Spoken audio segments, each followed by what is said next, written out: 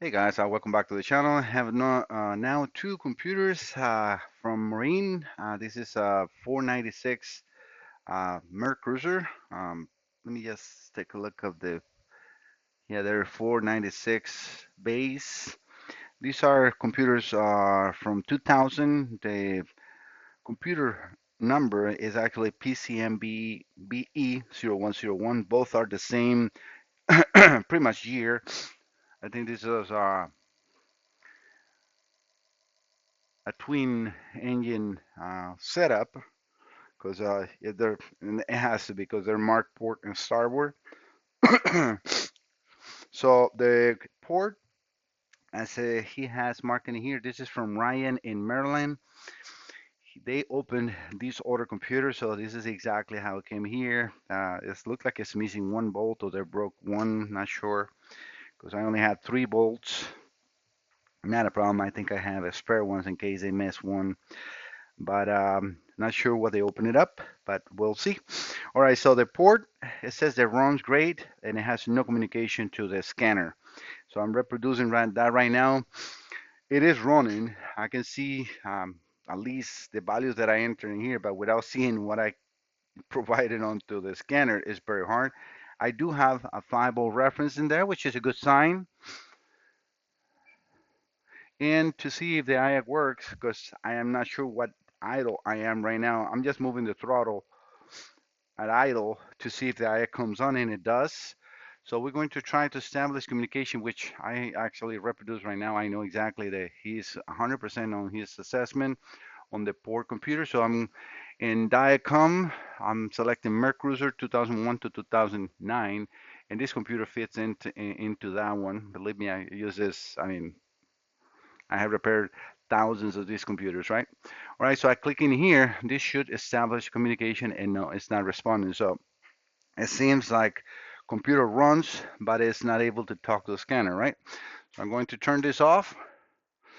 Obviously, I cannot show you nothing in there because it's not communicating with Diacom, but we can see there is no longer 5 volts in here, and we got no injection milliseconds. So let me power up. We should see the fuel pump relay and the main power relay. That's good. Okay, that's the prime. It's doing it good, and it runs immediately. So yes, I don't see any problems. All the injector drivers and coil drivers seems to be working good. So I will have to open this computer to see what we see. So let me disconnect this computer, and I'm gonna plug the starboard. In the starboard ECM, they have cylinder 2 and cylinder 7 injectors not firing and no communication with the DLC. Plug wet foul.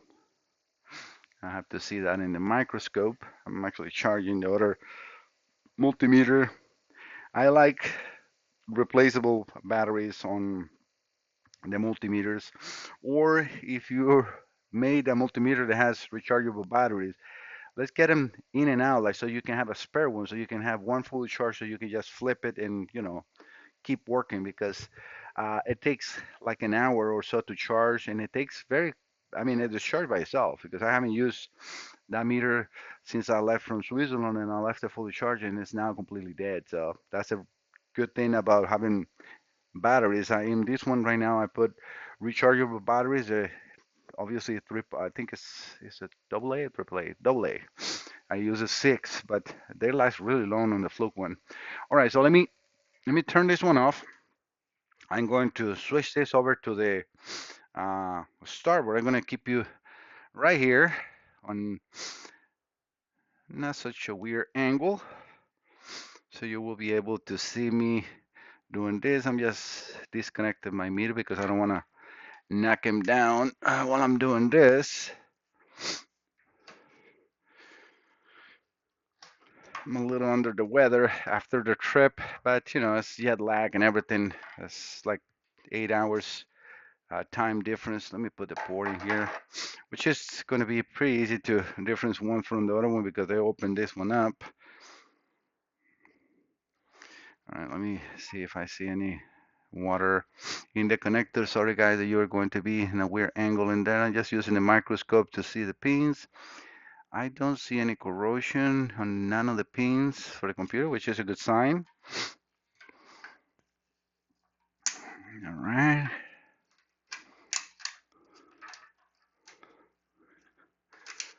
put this sticker on the back.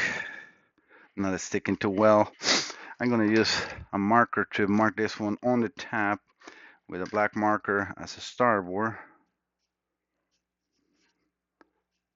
That's just the way they send it. I already have pictures of the numbers and everything, so I will not be confusing each because these stickers are no longer holding. All right, so let's power off first.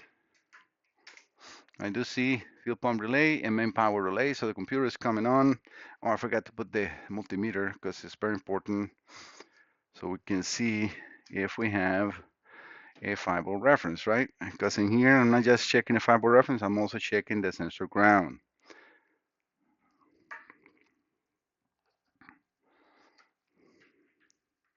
Should have done this wire a little longer, but I didn't. Well, let's power this up. The multimeter, right? And yes, it's 5 volts, 4.9987, so that's good for me. All right, let's see if we can establish communication on this one. All right, so this is the starboard one. We're going to do the same thing with Diacom. And no, there is absolutely no communication, neither one. Let's see if this one runs. It runs too. I don't see any problems with injectors.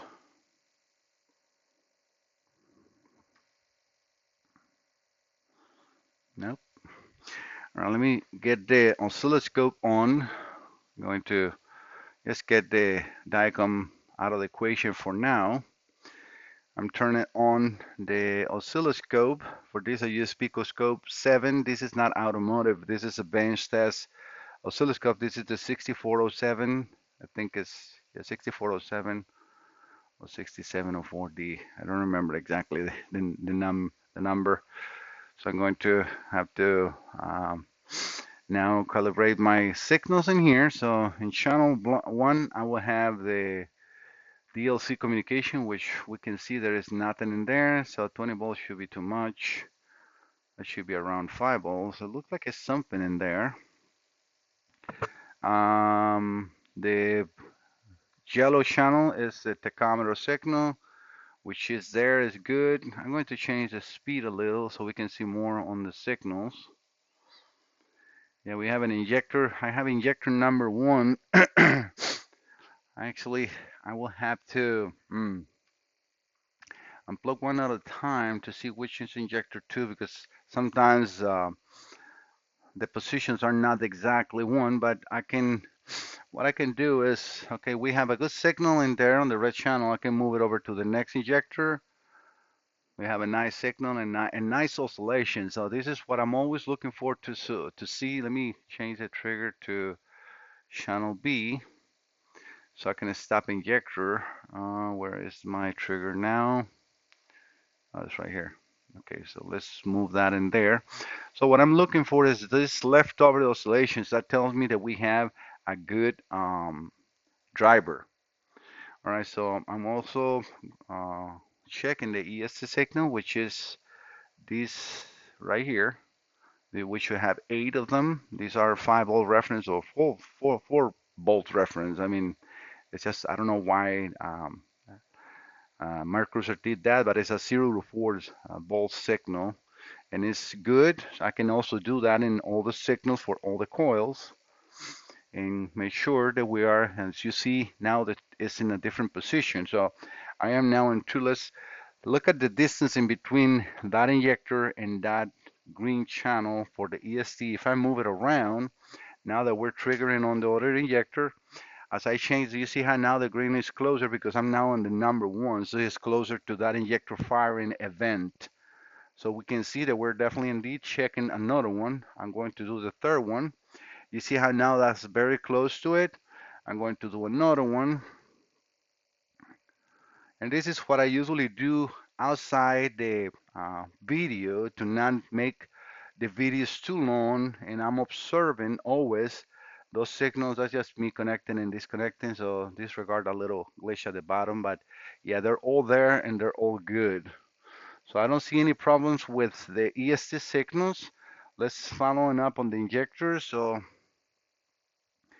That injector driver is this is very good too. So let me also put a cursor on the tab and on the bottom of the signal to make sure that we're reaching a good height of, the waveform amplitude, right? So we need to make sure that we're very close to the ground and that we're indeed on battery voltage. And we can see that in here it's 12.25 and it's 80.33. So it is coming from battery voltage down to um, it's a good signal. All right, so let me move into the next injector. Yeah, I don't see nothing wrong with that one either. That one looks pretty good as well. I'm going just each of injectors. I'm going now to the 6. That doesn't mean that is injector 6, but it looks good. A little higher to the one before, but it is good. Nothing to be concerned about. Yeah, this one looks pretty good. Yeah, I don't see any problems on neither of those injector drivers, so I'm not sure exactly why they put that in there. Um, it says cylinder 2 injector and cylinder 7 injector, questionable plug, wet, foul. Yeah, maybe questionable plug in foul connector on the injector. I will have to let me see if I can see the email that he sent me from Ryan. Yes, I have. Just to recap, a starboard module, the one that is already disassembled, pre-open it. Cylinder 2 injector is now firing and verify that with a noid light and 10 swap the port ECM which lit up the noid light. Cylinder 7 is questionable because although it didn't do as much as testing on that one, the noise light seemed possibly dim and the spark plug on that cylinder was wet foul. You see, that's like plug. Okay, now it's not a plug, it's the spark plug. Okay, so that makes a completely different approach. All right, so hmm, one other test that I can do, and this is, I usually perform these tests again the um, outside the actual video is with a real injector. So I will have to put on an attenuator due to the construction of these oscilloscope. This is only a 20 volt oscilloscope, so I have to protect this. So let me do that. Let me pause the video so I don't want to take too much long, and I'll be right back. All right, now I have the injector connected. I just rigged some wires. I'm not actually using those, the simulator when I'm usually using that. The reason I'm also using a 20 to 1 attenuator is now when you have an injector, this is a solenoid valve, right? So it will have a high spike. And we can see that here. So if let me just increase that channel display. Uh, so we're gonna just make it a little bigger so we can better see that on the screen. I'm gonna just lower the EST signal in there. But yeah, if I go, okay, so this line right here is battery voltage, and this is pulling to ground, which is pretty good. We can see now the spike is reaching upwards of 72.33 volts. So that's why I'm protecting my oscilloscope um, with an attenuator. I'm just changing the channel speed or the oscilloscope speed so we can see even the hump of that injector opening. And this, due to the design of this injector, looks like it has a center diode in it or in the computer, and it's protecting it doesn't reach higher than that. Because I'm actually putting 200 volts of voltage or um, signal. I can go into that a little more. But yeah, everything is looking nice and normal. I don't see nothing. All is good into that injector. So I'm going to move just the oscilloscope, which is again my red channel. If I move this to here, to the next one, we will see the other signal. I have to bring it down into here, and we don't see that spike. Why? Because it's no injector connected. So I'm going to plug this, I will unplug the plug injector that I have marked as number 1 there. I'm going to unplug this one, so we're going to do the same test on each of those channels or injector drivers to see what we see. I gotta move the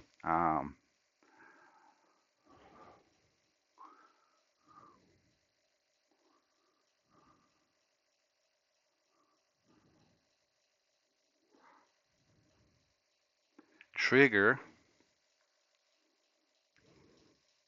Let's change the amplitude again. Yeah, but it looks like that driver is actually cropping out. Yep. You see, that's why it's good to do that. So it is indeed injector number 2, and we can see how it's sometimes working and sometimes it's not working. All right, so we have one problematic one. All right, so let's go over to 7. I might have this marked properly because, again, it depends on the adjustment. And yes, it looks like a, let me see. No, this one. And I'm actually putting my fingers in there. I can feel the click, click, click, click, click, click, click, click every single time. Hopefully you can hear that.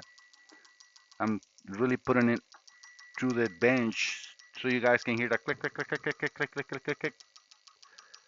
All right, that's 7.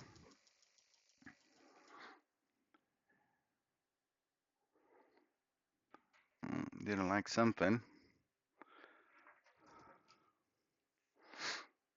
Okay, that is, let me do it. Good, now the computer is not working.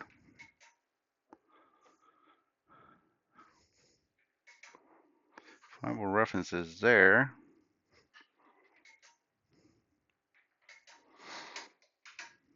Okay.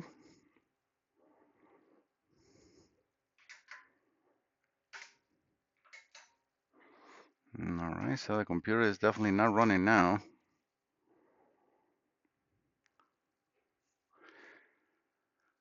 Oh, something happened here.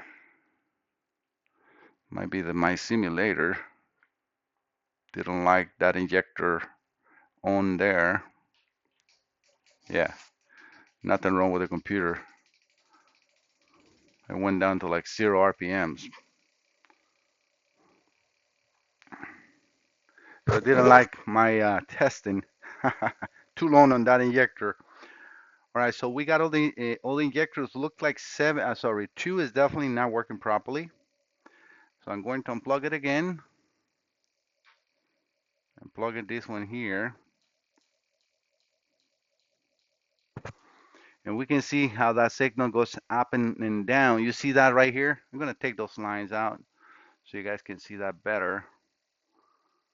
See right there is okay.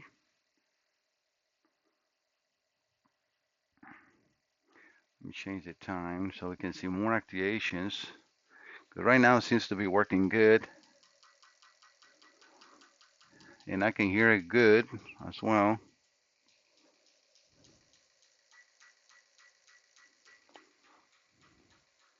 Yeah, it's working and not working, working and not working. You see, we can see that in there. All right, so let me unplug this one here. I'm going to plug that one in here. So let me just stop 1 second here to go over with you guys. So what we see here is firing, not firing, firing, not firing, firing, not firing on that injector number 2 itself. All right, so I'm going to plug now into number 1 with the same speed without changing anything on the simulation. And I'm going to run the scope. You see how it's firing, firing, firing, firing, firing, firing, firing, firing. So it is constant. It's not like before where we were having only 180 every other time. So that definitely, that driver has some issues. So I'm definitely able to reproduce that in here. So let me unplug that injector. I don't want to put too much load into this computer as is. And let me check communication one more time because I'm not sure if I did that on the video. I'm sorry guys, I'm taking too long. It's already almost 20 minutes, but I mean checking two computers. All right, so one more time, we're going to do the same thing. Computer is running. I'm going to try to establish communication, and there is no communication. So, Ryan, definitely, I can definitely reproduce both of your concerns. So, yes, we do have injector drivers, sorry, and no communication with neither of these computers. All right, I'm going to contact Ryan. I'm going to do a few tests on the computer, see what I need to correct, and then give Ryan the estimates on the repairs on both and see if he approves, and then we go from there. Otherwise, this is part one, testing two Marine ECM's PCMBE0101 from 496, which is an 8.1 liter Merc Cruiser setup. All right, guys, thank you so much for visiting the channel. Don't forget to subscribe. See you next time. Bye bye.